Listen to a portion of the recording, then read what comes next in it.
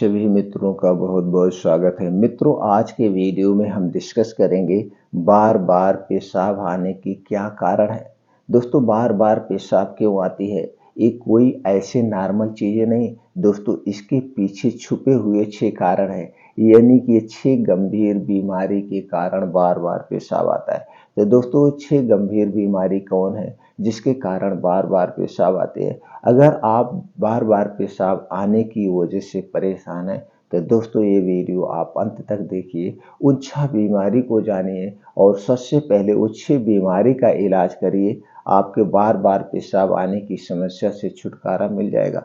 दोस्तों, पहला है over active bladder syndrome. Over active bladder syndrome मूत्र प्रणाली संबंधी एक विकार है जिसमें व्यक्ति को अचानक बार बार पेशाब करने की इच्छा पैदा होने लगती है, जिसे उसे कई बार कंट्रोल करना मुश्किल हो जाता है। महिलाओं में ओवर एक्टिव ब्लैडर का कारण ईस्ट या बैक्टीरियल इन्फेक्शन भी हो सकता है।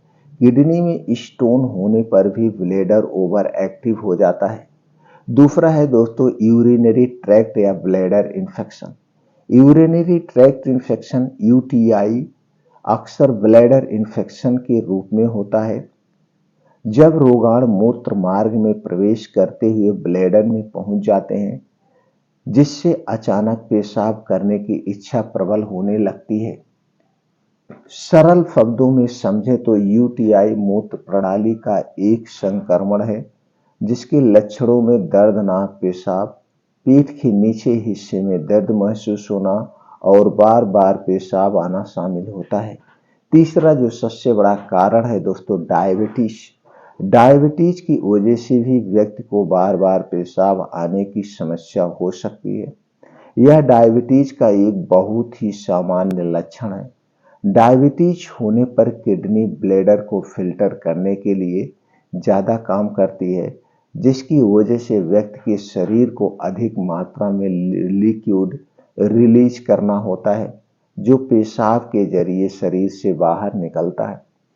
चौथा कारण जो सबसे बड़ा है दोस्तों प्रोस्टेट की समस्या। पुरुषों में एक गोल्फ बॉल के आकार की ग्रंथियां होती हैं जो स्खलन के दौरान से निकलने वाले कुछ तरल पदार्थ बनाती हैं। आपका प्रोस्टेट शरीर के साथ साथ बढ़ता है, लेकिन अगर इसका आकार अधिक बढ़ जाता है तो यह समस्या पैदा कर सकता है। बड़ा प्रोस्टेट आपके यूरिनरी सिस्टम पर दबाव डालता है। बार बार पेशाब आने का ये सबसे बड़ा कारण है दोस्तों। पांचवा जो सबसे बड़ा कारण है, व्यक्ति के अधिक तनाव या चिंता में रहने पर शरीर ज्यादा पेशाब बनाने लगता है। तनाव के दौरान किसी चोट या खतरे से बचाने के लिए पेट की मसल्स टाइट होने लगती है। जब भी पेट की मसल्स टाइट होती है तो पेशाब का उत्पादन बढ़ जाता है। छठवां जो सबसे बड़ा कारण है महिलाओं में बार बार पेशाब आने के कारण। महिलाओं में दोस्तों बार बार पेशाब आने की समस्या यूटीआई, ओएवी, ब्लैडर इन्फेक्शन और डायबिटीज के अलावा भी कई स्थितियों के कारण हो सकती है। इसमें गर्भावस्था, fibroid, menopause, ovarian cancer, oestrogen का भी कुछ लेवल शामिल है। ऐसे में तुरंत डॉक्टर से जांच करवानी चाहिए और जांच करवा करके देखना चाहिए किस कारण है, कौन सी समस्या है। जिसकी भी समस्या हो सबसे पहले उस समस्या का निवारण करिए। ये जो बार बार पेशाब आ रहा है दोस्तों, उसकी समस्या से छुटकारा मिल जाएगा। दोस्तों चलिए कुछ ऐसी चीजों के बारे में जानते हैं जो करने से अगर किसी भी कारण से बार बार पेशाब आ रहे तो उसे रिमूव करने में मदद मिलेगी। तो सबसे पहले आपको क्या करना है दोस्तों, अपने डेली रूटीन में आप योगा प्राणायाम शामिल कर लीजिए। रोज 2 घंटे का समय निकालिए, चाहे आप स्त्री हो चाहे पुरुष हो। 2 घंटे का आपको रोज समय निकालना है। 2 घंटे का समय कौन है? सुबह 5 बजे से 7 बजे। दोस्तों सुबह 5 बजे किसी भी कीमत पर आप उठ जाइए। उठने के बाद 2 से 3 गिलास गुनगुना पानी पीजिए। अगर आप 2 से 3 गिलास गुनगुना पानी पीजिए तो आपके शरीर को तुरंत एनर्जी मिल जाती है, पहली चीज। दूसरी चीज दोस्तों गैस, कब्ज, एसिडिटी से छुटकारा मिल जाता है।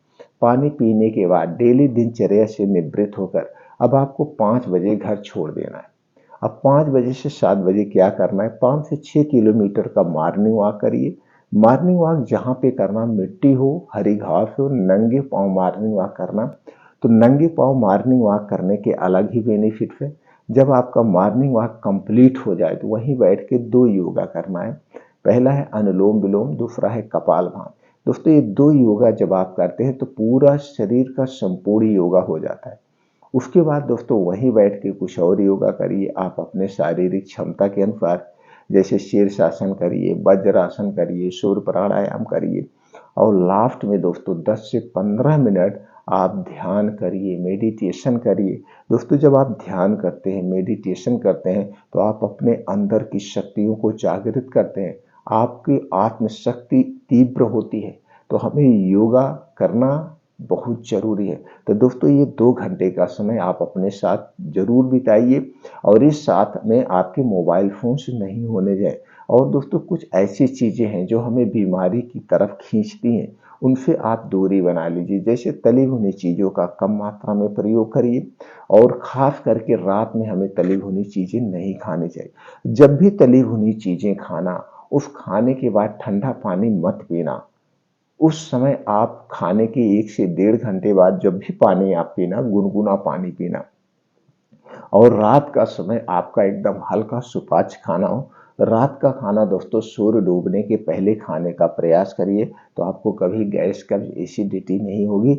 ये आपको आजमाना। अब दोस्तों जब आप योगा, प्राणायाम, मेडिटेशन करके घर वापिस आएंगे, इस समय आपको क्या करना है दोस्तों, आपको लेना है 2 आंवला। 2 आंवला ले लीजिए और उसी के साथ 8 से 10 तुलसी की पत्ती ले लीजिए। इसे बैठ के आराम से चबा चबा के खा जाइए। बस इतना ध्यान देना है, आंवला और तुलसी पत्ती खाने के 1 घंटे पहले कुछ नहीं खाना पीना है और इसे खाने के 2 घंटे बाद तक कुछ नहीं खाना पीना है। अब दोस्तों कुछ बीज हैं, जिन बीजों में सभी प्रकार के प्रोटीन्स और विटामिन पाए जाते हैं, इन्हें आपको लेना है। तो दोस्तों कौन कौन से बीज हैं, चलिए वो जान लेते हैं। आपको लेना है अलसी का बीज 1 चम्मच, कद्दू का बीज 1 चम्मच, बादाम 8 से 10 पीस, किशमिश लेना है 10 से 15 ग्राम, मखाना 10 से 15 ग्राम, अखरोट 2 से 3 पीस, सफ़ेद तिल 1 चम्मच से 2 चम्मच। ये सारी चीज़ें लेने के बाद इसे अच्छी तरह से धुल देना है। धुलने के बाद इसे रात को मिट्टी के बर्तन में आप भिगो दीजिए और फिर आप सुबह कब खाएंगे, आंवला तुलसी पत्ती खाने के 1 घंटे के बाद ये सारी चीज़ें आप खाली पेट बैठ के इसे चबा चबा के खा लीजिए। बस इतना ध्यान देना है, इसे खाने के 3 घंटे बाद तक आपको कुछ नहीं खाना है। जब ये बीज सही ढंग से पच जाएंगे तभी आपको कुछ खाना है। बस इसमें एक चीज़ और ध्यान देना दोस्तों, ये जो बीज हैं, कद्दू का बीज, अलसी का बीज, बीज 2 टाइप का होता है, एक जमाने वाला बीज और एक खाने वाला बीज। तो आपको क्या करना है, आपको खाने वाला बीज लेना है, जमाने वाला बीज नहीं लेना है। खाने वाला बीज जड़ी बूटी की दुकान पे, पंसारी की दुकान पे या ड्राई फ्रूट की दुकान पे या किराने वाले रखते हैं, वहां से आपको खरीदना है। और बादाम खरीदते समय एक सावधानी बरतना है। बादाम 2 टाइप की मार्केट में मिलती है, एक खट्टी बादाम और एक मीठी बादाम।